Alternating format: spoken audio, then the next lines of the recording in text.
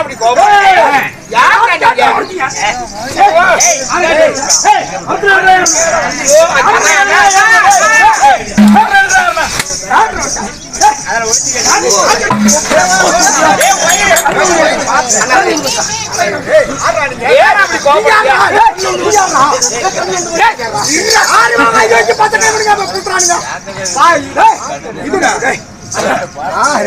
மலையில யாருன்னா நீங்க ஏன் அப்படி கோபம் யார கேட்ட மரத்தோட நீ அதானே காத்துல மரத்தோட நாங்க யாரை அனுமதி நினைக்கிறேன் மரத்தை என்ன பண்ணுறோம்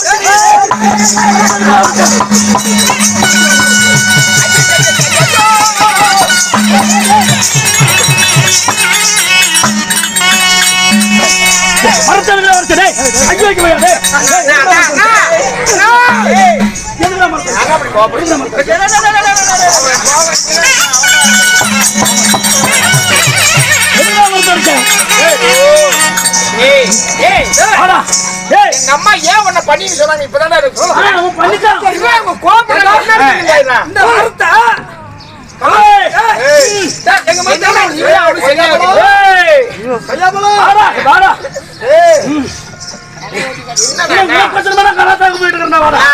பார்த்து பேசுங்க காட்டுல விளையிற மரம் எல்லாத்துக்கும் பொதுவானதுதான்.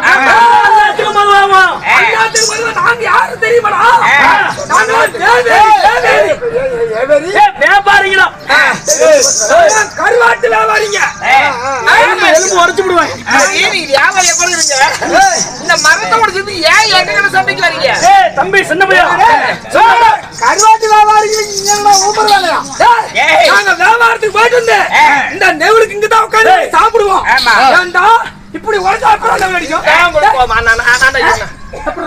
நீங்க அன்றாட வியாபாரத்துக்கு போயிருந்து மரத்துக்கு உட்காந்து சாப்பிடுவீங்க.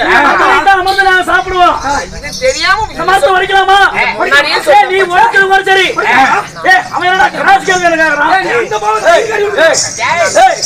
நீ என்ன சப்போர்ட்டா நீங்க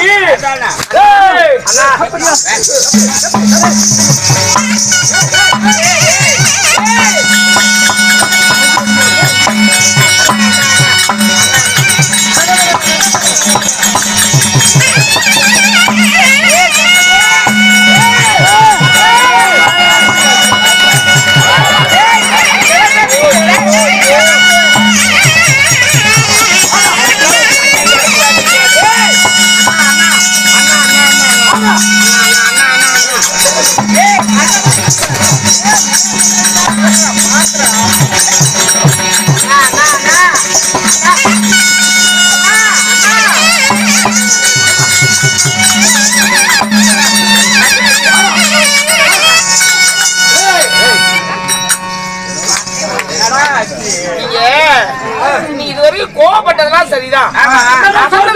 நடந்தது என்னன்னு தெரிஞ்சுதான் பேசுகிறேன்.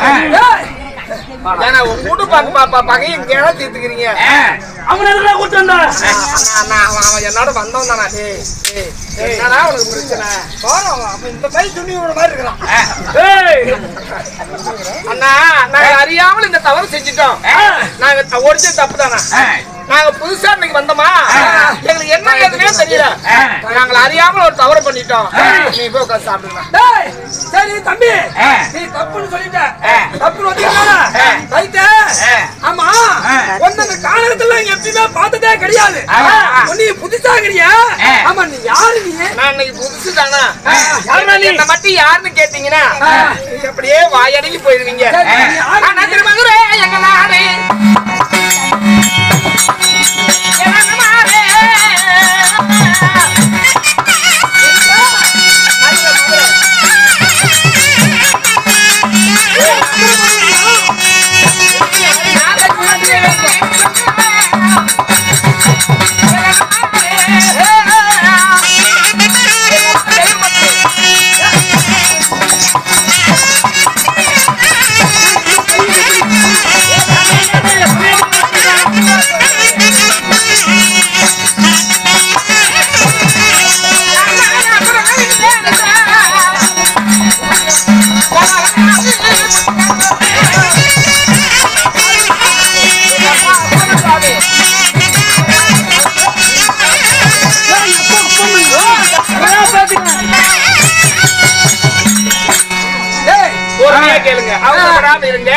சொல்ல சொல்ல அம்மனுக்கு சொல்றா நீ. உங்களை மாதிரி எங்க அப்பாவும் கருவாட்டு வியாபாரம் தான் செய்யறாங்க.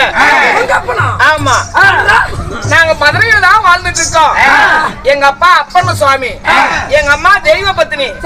அந்த ரெண்டு தெய்வங்களுக்கும் பிறந்ததான் அந்த புள்ள. என் பேரு சிகாமணின்னு சொல்லுவாங்க. நாடு என்ன நாடு சொன்னாங்க? மதுரைன்னு எங்க அப்பா சொல்றாங்க. என்ன ஏனோ மாற்றானுடைய வீட்டுல வச்சுட்டு வளர்க்குறாங்கண்ணா. உங்க அப்பா கருவாட்டு வியாபாரம் பண்றாரு. ஆமா. உங்க அப்பா அப்பன் எங்க அப்பாவும் எல்லாருக்கும் தெரியுமாமே. கருவாட்டு வியாபாரி. ஆமா ஆமா. அப்பண்ணா. உங்க அம்மா தெய்வ பத்தினி. ஏய் தம்பி, ஏன்டா என்னடா எல்லாத்தையும் ஆமா அங்க அப்படியும் ஒண்ணும் அம்மனையும் ஒண்ணும் அங்க அம்மா ஒண்ணும் கருவையும் கழிச்சோம். கருவுல கல்லெடுத்து குத்துன நான் தான் குத்துனேன். செப்ரா குளிச்சிருப்பான். டேய் சரி நைஸா சரிங்க. சரி தம்பி, எங்க அப்பா உங்களுக்கு தெரியும்ல. இதெல்லாம் தெரியும். ஏன்னா சரி அதெல்லாம் இருக்கட்டும் விடு. நீ புதுசா வந்திருக்க, நீ இருந்துட்டு போ. அடுத்த வேளை நான் உட்கார்ந்து சாப்பிடுவோம்ல தினமும். என்னைக்காவது ஒரு குழந்தைங்க ஆடு மேய்க்கு வந்தா ஒரு சாதம் கொடுப்போம். இன்னைக்கு எந்த பையன் சின்ன பிள்ளைங்க கையில கொடுத்துட்டு தான் நாங்க சாப்பிடுறது பழக்கம். அதனால நீ இருக்கிறீங்களா? இப்ப என் கையில கொடுத்துட்டாலும் சாப்பிடுங்க. ஒரே நிமிஷம் அப்படி நில்லுங்க. அறிவு கேட்ட ஜென்மம். இதுதான் மண்ணுக்குள்ளே தங்கம் விளைகிறது. நான் விஷத்தால் தான் வைரம் கிடைக்கும்னு சொன்னாங்களே.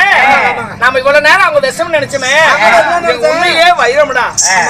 யாரோ ஒரு பிள்ளைக்கு கையில சாதத்தை கொடுத்து சாப்பிடுறாங்களே, இதுதான் பெருந்தன்மை. ஆனாங்க வாங்க, எங்க அம்மா அடிக்கடி சொல்லி இருக்காங்க, யார் ஒரு சாதம் கொடுத்தாலும் கை நீட்டி வாங்கி தங்காதே மகனே. உனக்கு பசி என்று வறுமையானால் எங்க குலதெய்வம் சிவபெருமான் ஆதிசிவனை தோற்றம் செய்வாய். ஆனால் உன் பசி எல்லாம் தீர்ந்து போய் எங்க அம்மா சொல்லி இருக்காங்க. நான் உட்கார்ந்து ஆதிசிவனை தோற்றம் தெய்வபத்தினியா? ஆமாங்கண்ணா. இந்த தேவடைய கண்டார் ஓலி அவளுக்கு எவ்வளவு திமிரு கூதி இருக்கணும். ஐய பையனுக்கு எடுத்து வச்சுக்கிறா பாரு. அப்படியே இருக்க அண்ணன் மட்டும் போயிடுவோம். அவன் என்ன பண்ண வாங்க, நான் சிவபெருமானை தோற்றம் செய்தேன். எங்க அம்மா தெரியுமா உங்களுக்கு? எல்லாக்கும் உங்க அம்மா தெய்வபத்தினியான்னு கேட்டேன். எங்க அப்பா தெரியுமா உங்களுக்கு? நீ சொன்னீல அதான் தெரியும். நான் சிவபெருமானை தோற்றம் செய்றேன். நீ போய் உட்கார்ந்து சாப்பிடு.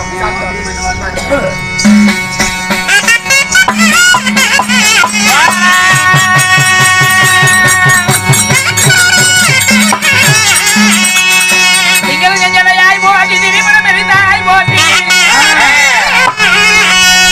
மகையே என்பதாய் போட்டி மாமரம் எரிந்தாய் போட்டி நாயகா ஈசனே உன் பாதம் போட்டினா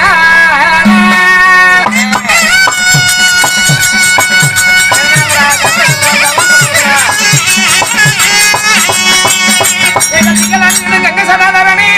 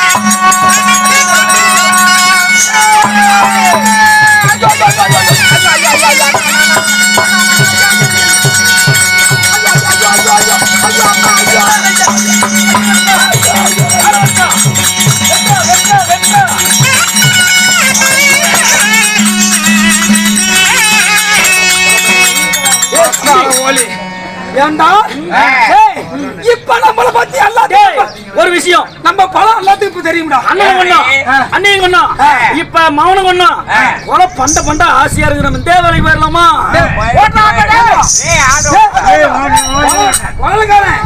வள்ளக்காரன் மத்தாலக்காரன் ஒரு நாளைக்கு 6000 வாங்கிட்டு போறாங்க. 2 பேத்தையும் போட்டா நமக்கு தான் அந்த காட்சி வரும்.